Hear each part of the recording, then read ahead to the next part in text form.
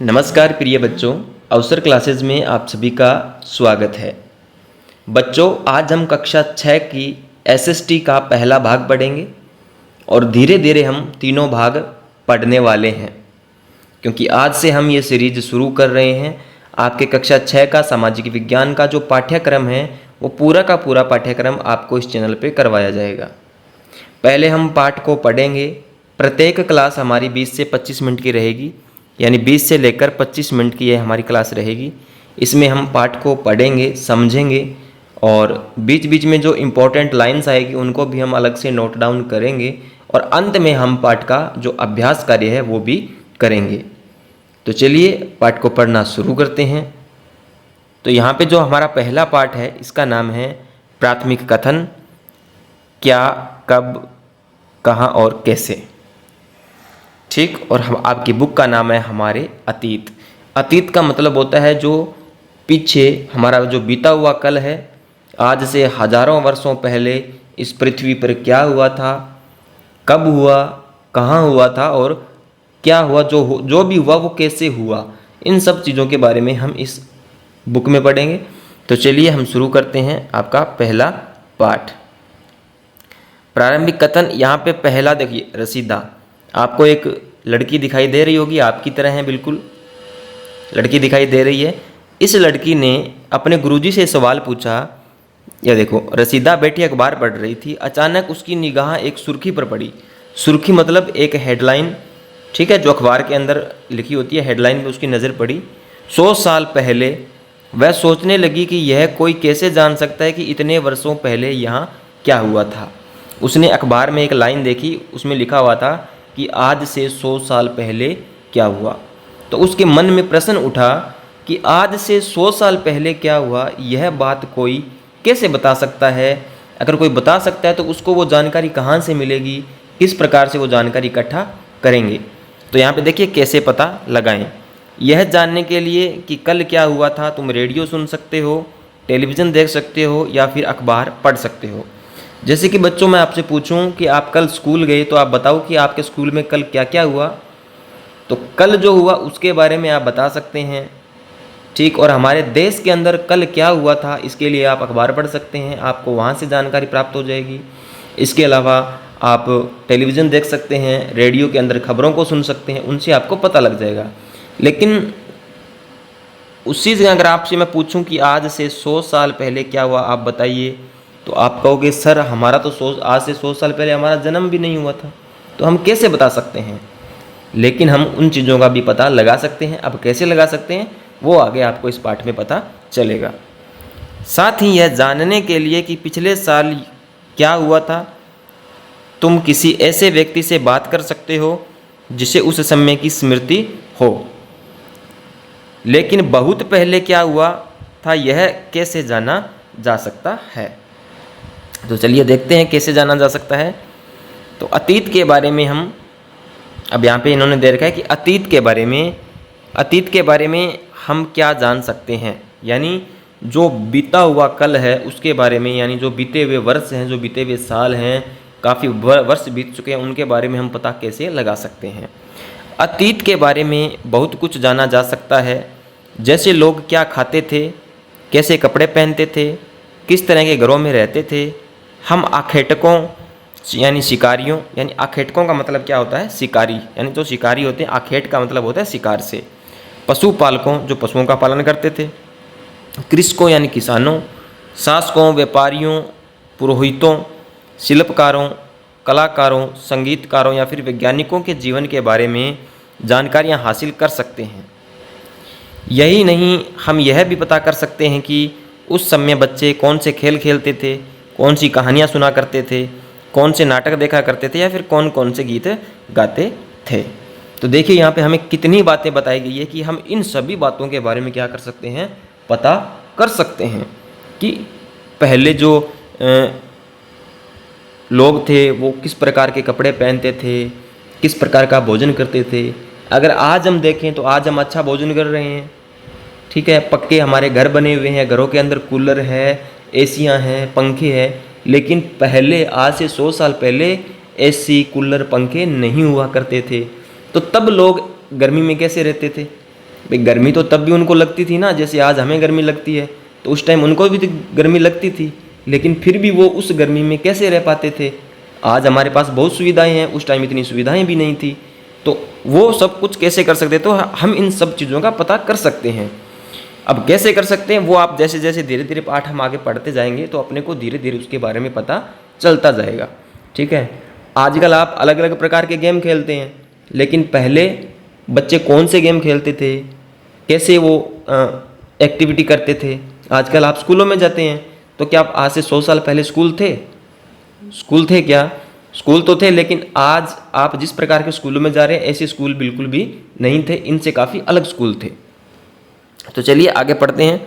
लोग कहाँ रहते थे, अब हमें पता लगाना है, अब हमें देखना है कि लोग पहले कहाँ रहते थे। कई लाख वर्ष पहले से लोग नदी के तट पर रह रहे हैं। यहाँ रहने वाले आरंभिक लोगों में से कुछ कुशल संग्राहक थे जो आसपास के जंगलों की विशाल संपदा से परिचित थे। अपने भोजन के लिए वे जड़ों, फलों तथा जंगल के अन्य उत्पादों का यहीं से संग्रह किया करते थे। वे जानवरों यानी आखेट भी करते थे। अब देखिए लोग पहले क्या करते थे। लोग पहले नदी के किनारे रहते थे। जैसे ये यहाँ पे आपकी नदी जा रही है, समझिए मैं चित्र बना रहा हूँ, यहाँ पे आपको चित्र से समझा रहा हूँ। जैसे मान लो कि ये नदी है, ठीक, ये क्या है? नदी है। ये क्या है? ये नदी है। पहले लोग क्या करते थे, इन नदियों के किनारे किनारे यहाँ रहते थे, कुछ इस साइड कुछ इस साइड, यहाँ बसे रहते थे, कुछ झोंपड़ियाँ वगैरह बना के उसमें रहते थे वो। इसके अलावा अब ये भोजन कैसे करते थे? आज हम रोटी खाते हैं, तो पहले क्या ये खेती करते थे? नहीं, ये क्या करते थे? ये शिकार करते थे।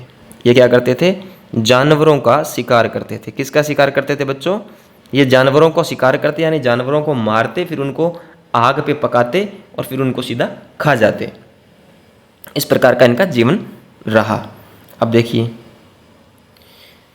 अब उत्तर पश्चिम की सुलेमान और किरदर पहाड़ियों का पता लगाओ। इसी क्षेत्र में कुछ ऐसे स्थान हैं जहां लगभग 8000 वर्ष पूर्व स्त्री पुरुषों ने सबसे पहले गेहूं तथा जौ जैसी फसलों को उपजाना आरंभ किया। उन्होंने भेड़, बकरी, गाय, बैल जैसे पशुओं को पालतू बनाना शुरू किया। ये लोग गांव में रहते थे। उत्तर पूर्व में गारो तथा मध्य भारत में विंध्य पहाड़ियों का पता लगाइए। ये जो नीचे चित्र दे रखा है इसमें हमें पता लगाना है। ये कुछ अन्य ऐसे क्षेत्र थे जहाँ कृषि का विकास हुआ, जहाँ सबसे पहले चावल उपजाया गया। वे स्थान विंध्य के उत्तर में स्थित है। अब देखिए, आज से कितने साल पहले? 8000 साल पहले। कितने साल पहले?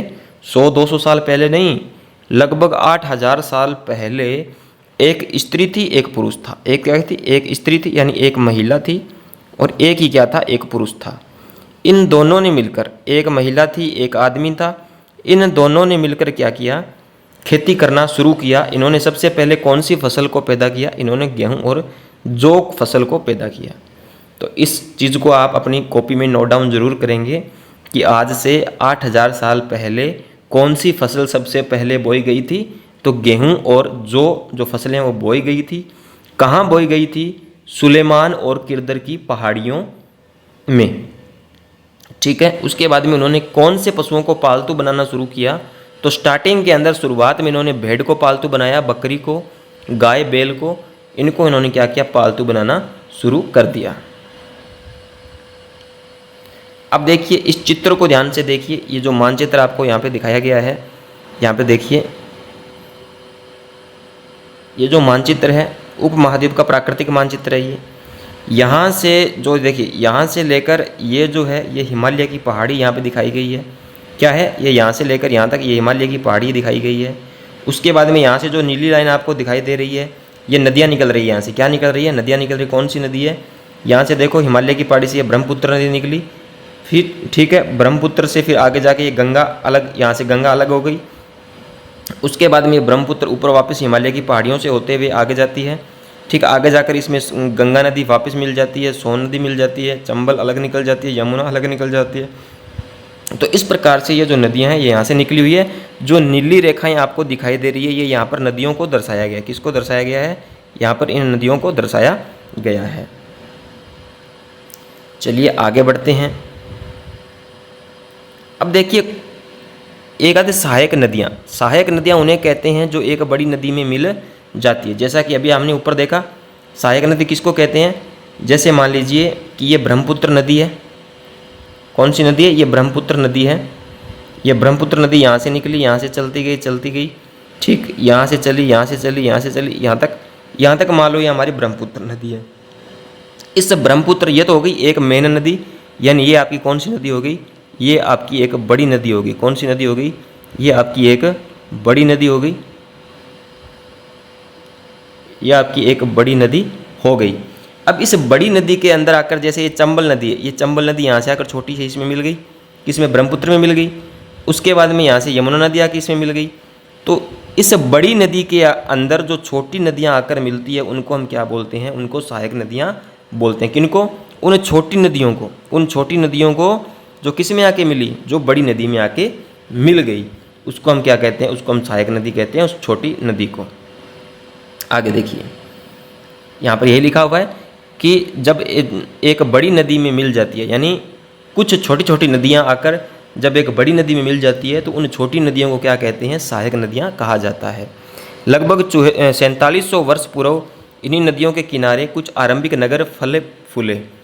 गंगा व इसकी सहायक नदियों के किनारे तथा समुद्र तटवर्ती इलाकों में नगरों का विकास लगभग 2500 वर्ष पूर्व हुआ था। अब जो ये नदियाँ थी, जो ये नदियाँ जा रही थी ना, इन नदियों के किनारे अगर हम बात करें तो यहाँ पे जो नगर बसे थे, जो लोगों ने अपने मकान बनाए, ये कब बनाए? ये 2500 वर्ष पहले बनाए थे। आज से 2500 साल पहले बनाए थे। गंगा के दक्षिण में इन नदियों के आसपास का क्षेत्र प्राचीन काल में मगध, जो वर्तमान में क्या है? बिहार है। देखिए हमारी जो गंगा नदी है ना बच्चों, देखिए हमारी जो गंगा नदी है, जैसे मान इसी नदी को आप गंगा नदी मान लीजिए एक बार, जो यहाँ पे मैंने ऑलरेडी बना रखी है, इसी को आप एक बार गंगा नदी मान लीजिए। गंगा नदी का मान लीजिए ये उत्तरी भाग है, ये ऊपर वाला भाग कौन सा? ये उत्तरी भाग है, ये दक्षिणी भाग है। इन नदियों के आसपास का जो क्षेत्र था, यानी इस गंगा नदी के आसपास का जो उत्तर और दक्षिण का जो आसपास का क्षेत्र था ना, इन क्षेत्रों को प्राचीन काल में किस नाम से पुकारा जाता था? तो इनको पुकारा जाता था मगध के नाम से। किस नाम से? मगध के नाम से। और मगध को वर्तमान में किस नाम से जाना जाता है? बिहार। हम वर्तमान में पढ़ते हैं ना बिहार राज्य, उसका पहले नाम क्या हुआ करता था? मगध हुआ करता था। तो इसको कॉपी में नोट डाउन कर लीजिएगा कि बिहार का प्राचीन नाम क्या था? तो मगध था। इसके शासक बहुत शक्तिशाली थे, यानी यहाँ के जो राजा थे ना बिहार के, यानी जो प्राचीन मगध के, तो इसके जो राजा थे वो बहुत ही शक्तिशाली थे। उन्होंने एक विशाल राज्य स्थापित किया। उन्होंने क्या किया? एक अपना बड़ा राज्य बनाया। इसको देश के अन्य हिस्सों में भी ऐसे राज्यों की स्थापना की गई। भाई मगध को तो बड़ा राज्य बनाया ही बनाया, इसके अलावा जो देश के अलग अलग भाग हैं वहाँ पर भी कई राज्यों की जो स्थापना है वो की गई। आगे देखिए, लोगों ने इस देव उपमहाद्वीप के एक हिस्से से दूसरे हिस्से तक यात्रा की। कभी कभी हिमालय जैसे ऊंचे पर्वतों, पहाड़ियों, रेगिस्तानों, नदियों तथा समुद्रों के कारण यात्रा जोखिम भरी होती थी। अब देखिए आजकल हम यात्रा करते हैं तो हम बस से यात्रा कर सकते हैं, ट्रेन से यात्रा कर सकते हैं, हमारी खुद की जो पर्सनल गाड़ियाँ उनसे कर सकते हैं, मोटरसाइकिल है हमारे पास, हवाई जहाज़ है, हम इनसे यात्रा कर सकते हैं। लेकिन पहले ऐसी चीज़ें नहीं हुआ करती थी, तो लोगों को पैदल चल के, या पहले घोड़े हुए करता, जो घोड़े हैं वो हुआ करते थे, तो उन पे उनकी यात्रा होती थी, या पैदल चलना पड़ता था। ठीक है, तो जब वो पैदल चलते तो रास्ते में काफ़ी दिक्कतें भी आती, क्योंकि आजकल तो सड़कें बनी हुई है, पहले सड़कें भी नहीं थी। पहले क्या थी, जहाँ भी जाते या तो बीच में नदी आ जाती या पहाड़ आ जाते, तो उनको भी पार करना पड़ता था। तो पहले की जो यात्रा है वो काफ़ी जोखिम भरी थी, लेकिन आज की जो हमारी यात्रा है वो क्या है? बहुत ही आसान यात्रा है। फिर भी ये यात्रा उनके लिए असंभव नहीं थी, यानी फिर भी वो ऐसे नहीं कि आजकल तो हम मान लो कहीं हमें हमारे मम्मी पापा बोल दें कि जाओ बेटा बाज़ार से सामान लेके आना है, हमें तो बाइक दो, हमारे पास बाइक होगी तो ही हम बाज़ार जाएंगे, वरना हम तो पैदल नहीं जाएंगे हैं। तो पहले ऐसा नहीं हुआ करता था, पहले तो लोग बहुत दूर दूर जाते थे, उनके पास जाने के लिए कोई साधन भी नहीं थे।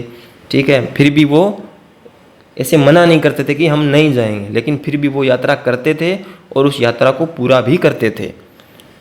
अतः सभी लोग काम की तलाश में तो कभी प्राकृतिक आपदाओं के कारण एक स्थान से दूसरे स्थान जाया करते थे। कभी कभी सेनाएं दूसरे क्षेत्रों पर विजय हासिल करने के लिए जाती थी। इसके अतिरिक्त व्यापारी कभी काफिले में तो कभी जहाज में अपने साथ मूल्यवान वस्तुएं लेकर एक स्थान से दूसरे स्थान पर जाते रहते थे। धार्मिक गुरु लोगों को शिक्षा और सलाह देते हुए एक गांव से दूसरे गांव तथा एक कस्बे से दूसरे कस्बे जाया करते थे। कुछ लोग नए और रोचक स्थानों को खोजने की चाह में उत्सुकतावश भी यात्रा किया करते थे। इन सभी यात्राओं से लोगों को एक दूसरे के विचारों का जानने का अवसर मिला।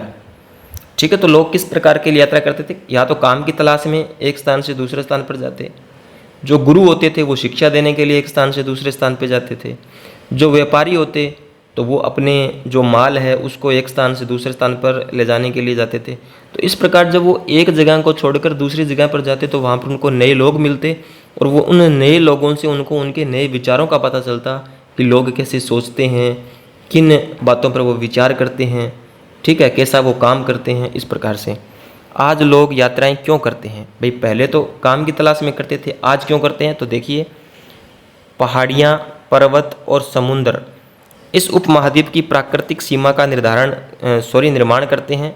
हालांकि लोगों के लिए इन सीमाओं को पार करना आसान नहीं था। जिन्होंने ऐसा चाहा कि वे ऐसा कर सकें, वे पर्वतों की ऊंचाइयों को छू सकें तथा गहरे समुद्रों को पार कर सकें।